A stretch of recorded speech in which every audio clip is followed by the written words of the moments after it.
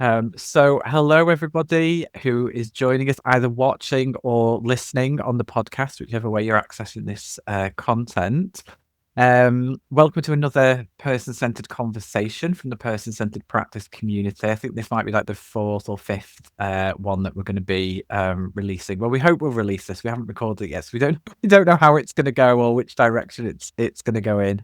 But I'm joined today by Punam. Punam, welcome and thanks for joining me on this conversation. I'll ask you to introduce yourself in a moment. I asked Punam what we could talk about for this particular conversation, what we were going to kind of limit ourselves to or try and discuss.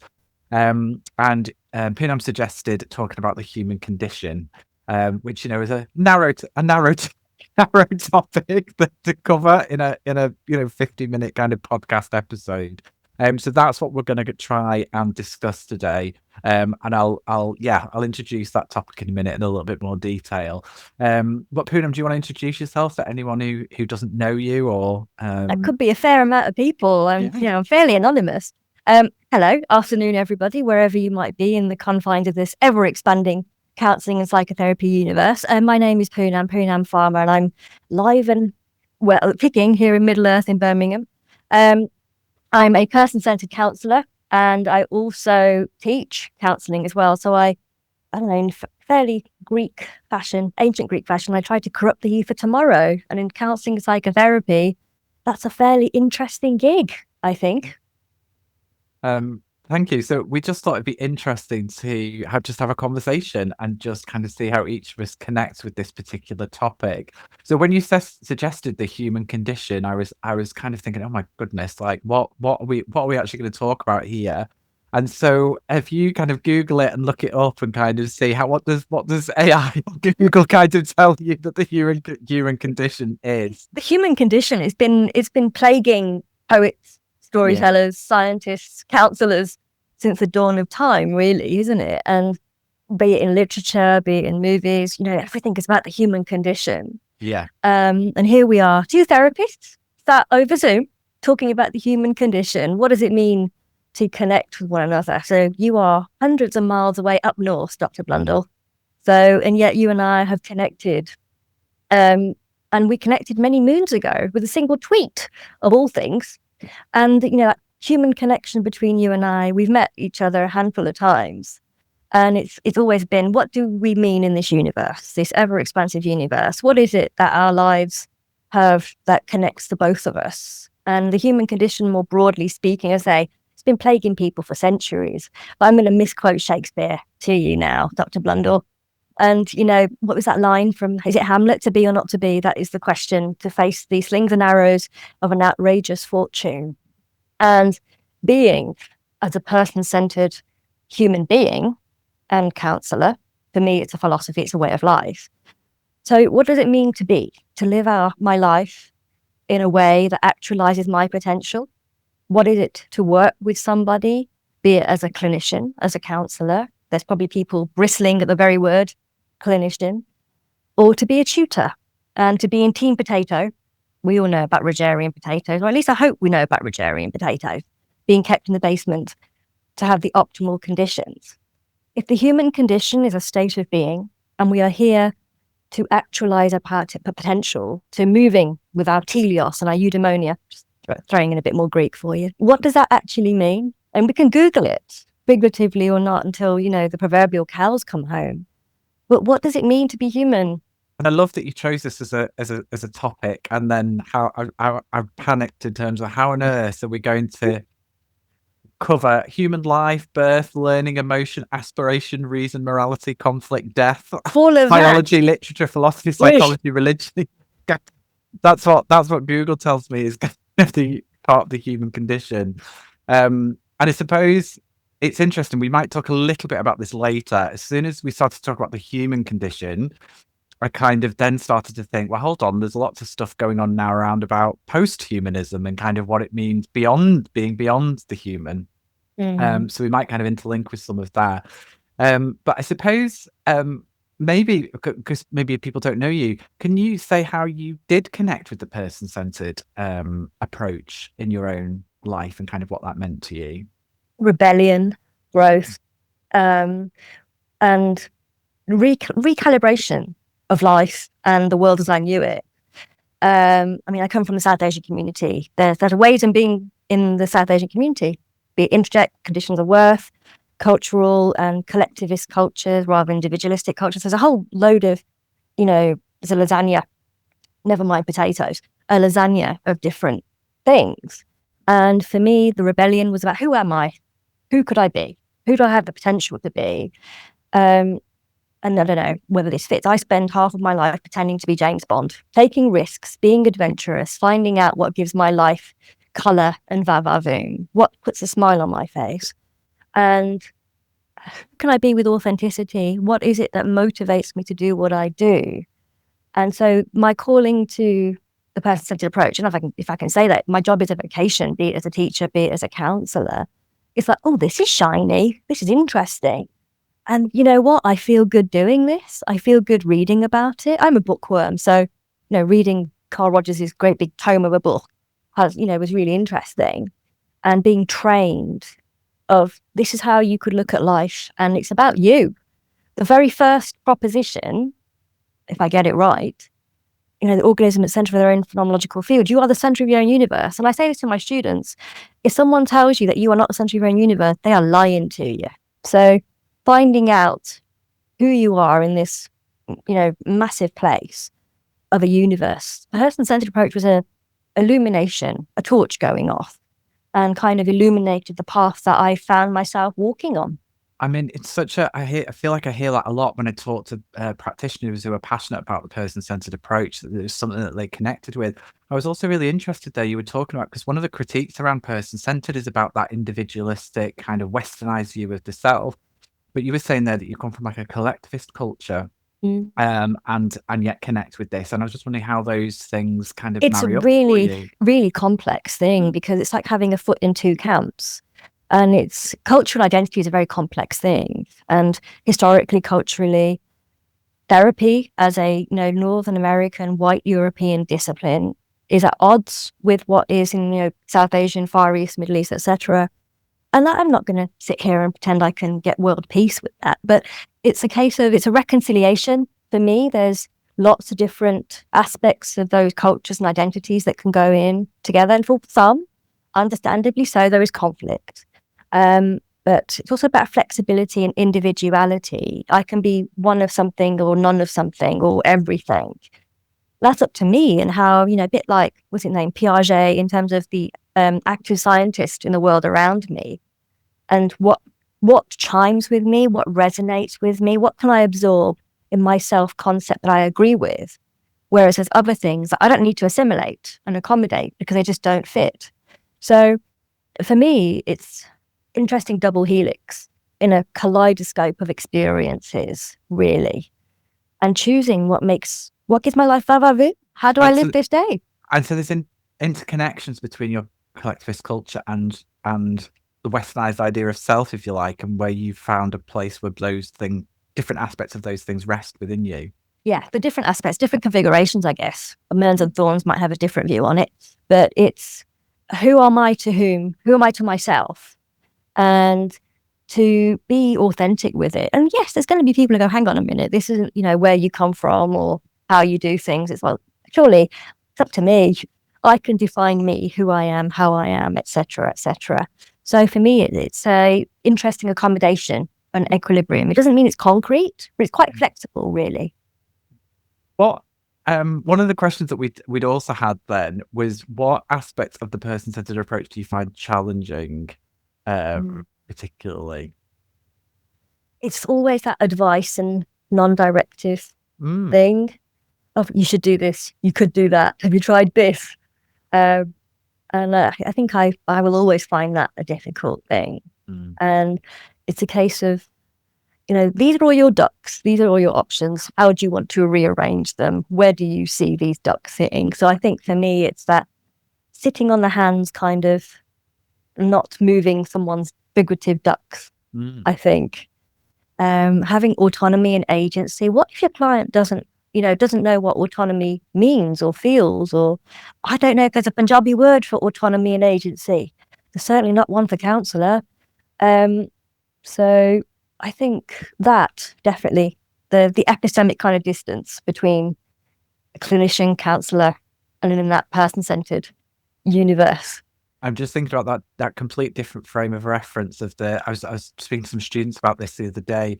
You know, the privileged position that they're in, and although they don't always feel that the students I teach are on a master's program. They spend a year reflecting on their own process and how they interact with other people and all of those kind of things before they even get to see a client. And like the privilege in that is that you already arrive with this and some clients will have that, but already arrive with this, going through this whole process of exploration and expansion and reflexivity and terminology for some of the things that are going on within themselves. And then you sit in front of somebody and they're from a different culture and they don't have, as you say, they don't have a word for therapist, or they don't have a word for boundaries, or they don't have a word for whatever it might be, some of the emotions that they're feeling, and actually trying to get into somebody else's frame of reference and not just stick in your own, you know. That's really challenging. And what are we doing? Are we encountering someone in the same way that Rogers described it? Of we've got to step in somebody else's frame of reference whilst keeping a foot in our own. And what does it mean to jump into somebody's frame of reference, as it were, whilst remaining in our own? It's a bit like a Venn diagram, I suppose. She says, waving her hands around. So those two individuals who are creating that Venn diagram, they will separate. The encounter will be over. But we will take, well, I hope we do, we would take something of each other and give something of each other. In this same, the encounter that you and I are having today, it's you and I with the Zoom screen. But beyond that, if anybody actually wants to hear Punam and her interesting Birmingham accent, they will take something from this. They will take something from you and I, and we won't ever know, unless they, of course, leave a comment underneath. It's that in terms of, what does it mean to be part of somebody else's universe? I think you mentioned a paper before, Proctor one, and there was something about interconnectedness and connectedness, and how, as beings, we're never in isolation. We're never just a molecule or an atom. We're part of something else. And I wonder. I just want to add in, because I don't think I've mentioned that we discussed that paper before we started recording, and it's a paper by Gillian Proctor, and the reason why it came up is because we were revisiting Carl Rogers' works. We were kind of rereading On Becoming a Person, and then we had a conversation about, well, yes, but what does it mean post-humanity, in terms of post-human, looking beyond the human? And Gillian Proctor had written this paper recently around congruence through a post-human perspective. So we can put the link to that in the show notes, but I'll just to give people a sense of kind of what she was talking about. I really can't summarize that paper in such a short period of time. But there was a quote that I thought might be quite interesting to read out, which was, the awareness of our interconnections and entanglements is a choice for focus and changes both our organismic experience and self-concepts. It matters how we experience and understand ourselves in relation to the universe. I am arguing that how we choose to focus on increasing our congruence is an ethical choice with political implications. We can choose to remain inside ourselves as a separate organism and reinforce our sense of separation, or we can choose to focus on how we are interconnected and elaborate and magnify those experiences of love and awe. Interesting words, eh? I mean, there's so much in that, but I feel like what Gillian Proctor was talking about there is that opening out to the other, but also to the world around us as well, and not just that congruence within ourselves, but also the congruence with which we live our lives with the rest of the world and humanity and everything else that goes along with that. I was thinking about this. This is related. It's not a Punam, tangent. This is related. And I was thinking, how obviously we spoke beforehand, and I was thinking, you know what? Ask Peter about hermits. Here we are talking about the human condition and connection. And, with what you just said about Proctor, what about hermits? What is their sense of being? And, you get what the ecclesiastic hermits or theist hermits, who usually have a religious, aspect of their life, and they are hermits. They seclude themselves. And I'm just wondering, I was fascinated as I just sat there eating your lunch thinking, what about hermits and connection and frame of reference? Well, That I mean, make that does make sense. It's made me think about isolation and not being mm, connected to other people, and how that mm, happens in lots of different ways, not just mm, necessarily people who maybe choose that or don't choose mm. that. And what does that mean for people in terms of feeling seen, listened to, heard, connected to other people? Um, um, that's an interesting question. And you know what? We're 5 years away from the anniversary of a certain pandemic, which officially isn't over yet. And human connection, loneliness, the human condition. It was a fascinating time, and it still is. We still got the ripples of everything, of not being able to go out, to be socially distant. A hug, Peter. I don't know about you, but hugs during that time were effectively illegal. And, human beings, no person is an island, to slightly alter the quote.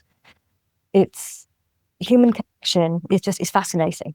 And I suppose that's about, well, it's about therapy in general, actually, but I'm thinking about the person-centered approach is that you could be isolated on your own, and you could do a lot of introspection, potentially, and how that is different from an exploration through relationship with somebody else, Mm. and how um, actually how significantly different that can be to explore aspects of yourself with another human being. And therapists as mirrors, as illuminators, to have someone walk with you with that torch, illuminating. What if you're the one holding the torch all the time? Mm. There's only a certain amount of feedback or reflection you can do. I mean, how many of us as students, as therapists, have looked at the Johari window, looked at the results and went, oh, well, that can possibly be true. And eventually finding, oh, hang on, maybe I do need to take on a bit more feedback, and, maybe I'm not as open as I thought I was. It is an interesting, fascinating kind of, spectra of arguments and ideologies, isn't it? It's a case of, are we alone? Are we not? What does it mean to be in relationship? You use that word there in terms of what does it mean? How do we define it? How do we encounter people? What are we looking for a relationship? You had that cliche, it takes two to tango, but what if you just want to do a bit of, river dance by yourself? It's a kind of, what does it mean from a person-centered perspective? What am I doing? Am I doing it alone? Who am I doing it with? And that encounter between a client, a clinician, human beings, what is going on in a transpersonal, magic kind of way that allows it to happen? You speak about, the post-human world, and I won't lie to you, Peter, it reminds me a little bit of Terminator. That really does, with AI and, with lots of CBT in particular, and therapies that are bot-based.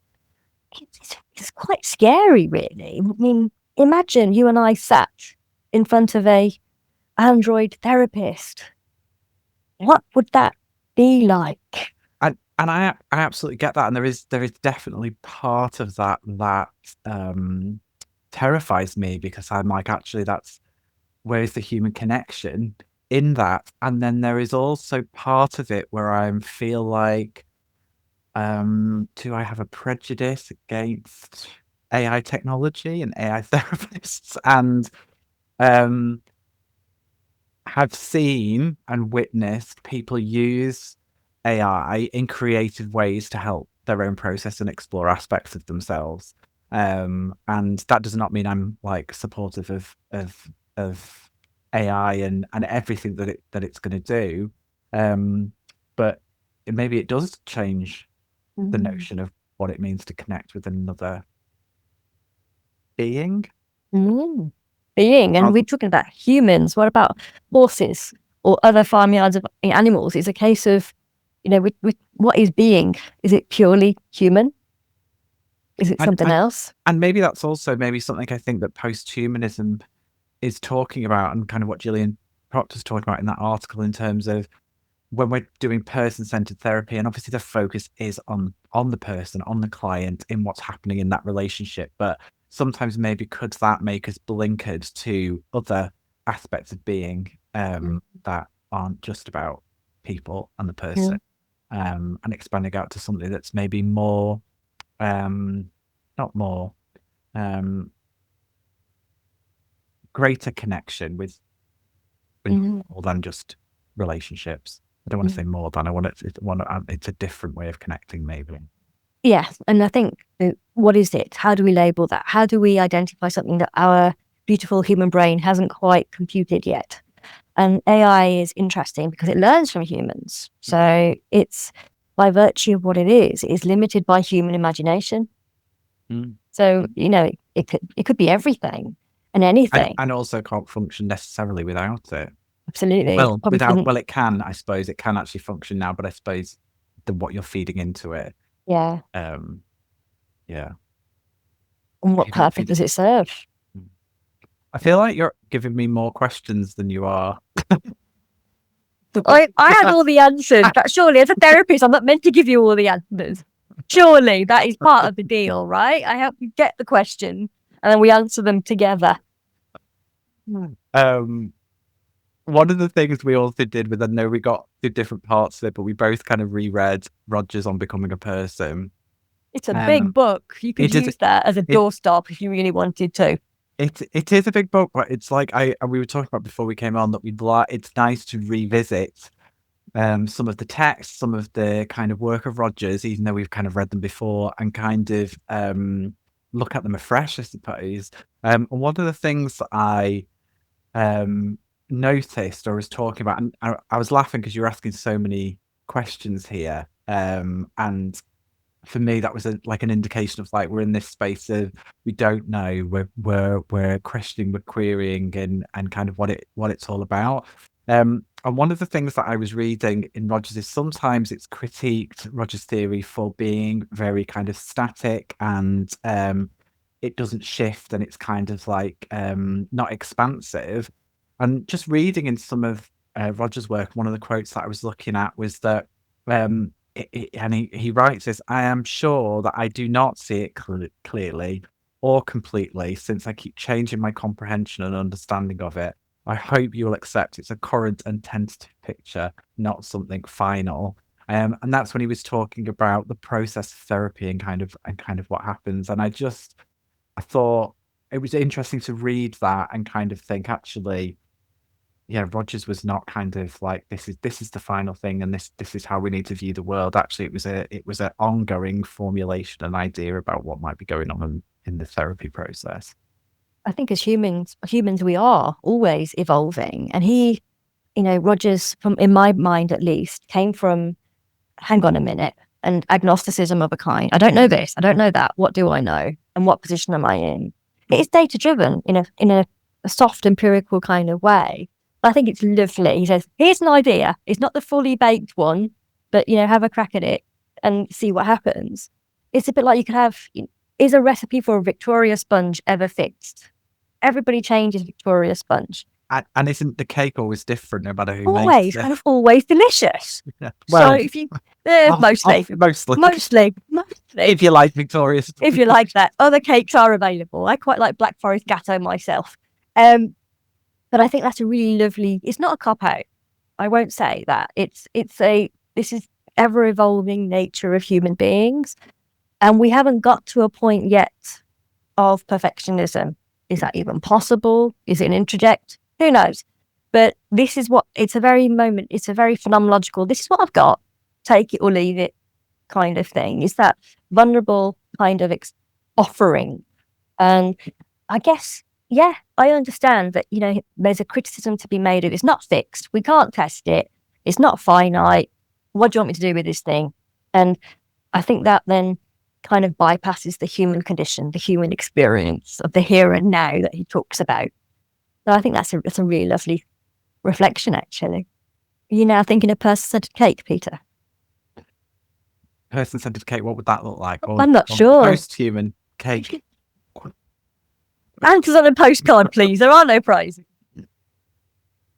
How do you think we'll keep a connection with the person-centered approach, like going forward into the future? Like, how do you maintain, sustain, I don't know if they're the right words, but a connection to it? reading the work, meeting with you, fellow practitioners. I mean, we're talking here as two members of a community, and I think that's really important. Connection and interaction, and what do we bring to each other's lives, and what do we do with it? And I think that's really important, that fraternity. And we have differences. We have so much around us that is unique. One person has a different view to another. You and I both teach in different ways to different students. And I think it's really important that we are a community. And hopefully that's what I would take from it. And I learn from everyone that I meet. I learn from you a great deal. And I think that's integral for me, that connection, that solidarity and fraternity. I mean, it's really interesting to me to have those conversations like with you and other person-centered practitioners, and really it keeps me inspired around the approach, and also like those challenges that I get from people in terms of maybe I think I've become a bit blinkered in terms of how I'm seeing the person-centered approach, and having that kind of discussion and challenge. And when you feel like not that you're coming from the same, you're coming from a passion for the person-centered approach, but not necessarily there's enough shared there to be able to have a discussion about it, and to have like a productive, I don't like that word, but a passionate discussion about it, and see where those differences might lie. And that constantly helps me clarify, well, yeah, what is it I'm doing here? Like, am I thinking about this concept in the right way? I think the passion is really important. And I think you asked me this right at the beginning, what drew me in, what keeps it alive for me. And one of the many things that keeps it alive is when students get a concept or apply it or use it in their work. And it's kind of a seed has been sown and it's cultivated. It says 6 necessary and sufficient conditions. And when that happens, that reminds me of why this approach exists, what I get out of it, how it has a potential to change, to impact others, really. I love those moments. I feel like being a lecturer or a facilitator, however you want to kind of describe that kind of teaching approach, I feel like it's a privilege being a therapist. I feel like it's a privilege being a person-centered therapist, but I also feel it's a privilege being a person-centered teacher or facilitator, because I feel like it helps me feel connect to the approach, and I feel like I'm constantly learning from others' experience, as they understand, critique, query, ask questions, take risks in their own practice. It's inspiring to be around that a lot of the time. And that risk is really important. Somewhere in that book of his, he does talk about risk and the capacity to reach out, the capacity to go beyond our comfort zone. And I think many, many moons ago, perhaps in my early training, I watched a TED Talk by Brené Brown, To Dare Greatly. And, we can debate how much we think Brené Brown is person-centered, but to put oneself out on a limb, we do that all the time as clinicians, as students, to grasp a nettle that feels so powerful and so strong as a way of being. There's a risk in there to be open, to be aware, and to dare greatly, knowing that it could all fall down. But you don't know that unless you try it. And how difficult that can be to do that from a therapist's point of view, but also from a client's point of view as well. And it's a difficult thing. I mean, as therapists, we are extending an olive branch, as it were, and the client, or even a student, making their tentative journeys into counselling as psychotherapy, be it to go to the class, be it to Google the therapist. There's an outreach there of that, I'm here, I am lost, I am incongruent, I have distress, and something has to change. I cannot do this alone, though. And having that openness, that risk, it is what I think is a part of that actualizing tendency that we have as human beings, really. Is there a particular aspect of person-centered theory or practice that you particularly connect with? Let me see. The actualizing potential is definitely part of it. And fully functioning, what does that actually mean? It means different things to different people. And I'm actually teaching this next week, actually, so it kind of refreshes my mind of what does it mean? And part of the definition is creativity and openness to new experiences. And I think it's that. It's a case of what could be, could be. Mm. We don't know it until we tried it. And that experimental kind of, let's have a look, what helps, what contributes. And that openness to, I don't know how I'm going to experience this. There's a new experience and my experience of that. That openness to, this could go any which way, Mm. and I won't know. I won't know what's acceptable to me, what isn't. And I'll be able to build my sense of self, my universe from this. It's curiosity in some parts, hypothesis testing of which way is this going to go, It's one of the reasons why, and I think I've spoken about this in another conversation, my difficulty with personal development and encounter groups, because the excitement of, this, I don't know where this could go and I don't know how I'm going to experience it. And also the dread of, I don't know where this is going to go. I don't know how I'm going to experience it. Yeah. And how often do we say to our, clients or even our students, you don't have to know where it's going to go. Mm. And why is that important to you? Mm. Do you have an agenda here? What do you want as an outcome? And yeah, I think I agree with you actually. PD groups, encounter groups, to this day, I still find them interesting. Mm. And even talking about them, that here, they make me feel rather vulnerable, Mm. Mm. Yeah. I that is my experience of personal development and encounter groups as well. And also I've had some amazing moments of connection and realization as part of those groups. And also, again, I was reading Roger's chapter on that idea of process, and he was talking about that the more people are exposed to kind of those conditions, like the person becomes more content to be a process rather than a product. And I feel like the more encounter groups that I go to, the more I feel that, if that makes sense, the more I can feel that fluidity of process. And actually, if I haven't been in one or attended one for a while or whatever, and I can see that it helps me with that part of my process to become more of a process. So it meets some kind of internal drive. It kind of fills up that cup of whatever it might be that you want or need. And we don't have to have words for it. It can be whatever it is within you. It's a stimulus response. It meets something within you. And that it was interesting there when you were saying, "Oh, we don't need to have words for it necessarily." And I think one of the conversations I had with Helen was actually trying to describe to other people, like, your passion for the person-centered approach, or your connection to it, or your experience of it, or the embodiedness of it, can actually be really, really, really difficult, because if you haven't experienced it, actually it can appear odd, unusual, weird, or whatever to other people. It can be a bit of sorry to interrupt you. No, it can feel like a unicorn. You know what you're describing and you know what's happened, but you still end up with this, did you really say that kind of thing? And other people don't really believe it exists. Like, it is. And it's, this is one of the many things, but I'm teaching it. I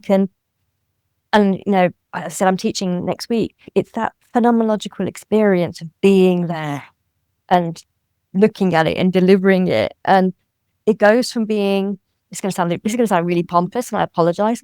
It goes from being Roger's theory to Punam's way of, this is what I do for a life and a living. Punam's way of being. Her way of being. And, I pace up and down my room, Peter. I have a clicker, so I often teach from different places in the room. I wave my hands around. I can imagine you teaching. Yeah, it's interesting. I wouldn't take that as a compliment. That's all right. It's a case of, but you can see it. You're a person-centered person yourself. So it goes, we can't explain this unicorn, but you've just said, I can imagine it. So it's that. And I can stand there and I can, this is what I do, this is how I do it. It's not a magic trick, but it feels magic. And it's that illumination again, with students going, oh, I get this and I get that. So it's a unicorn, I think. It's a very interesting unicorn. And it does exist. It's not a magical kind of creature. It does exist. Yeah.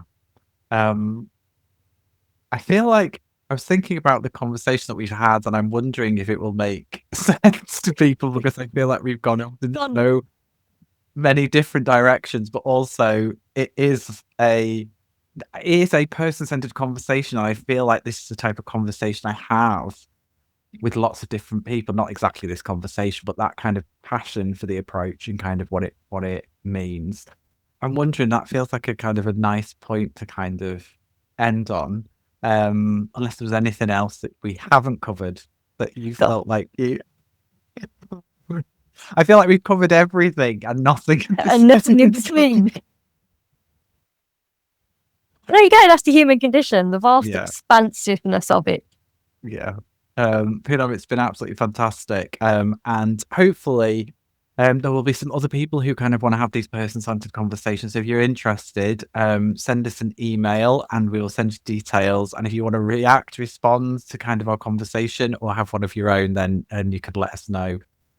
So from everyone here at the Person-Centered Practice community, thank you very much, and we'll see you soon. Bye.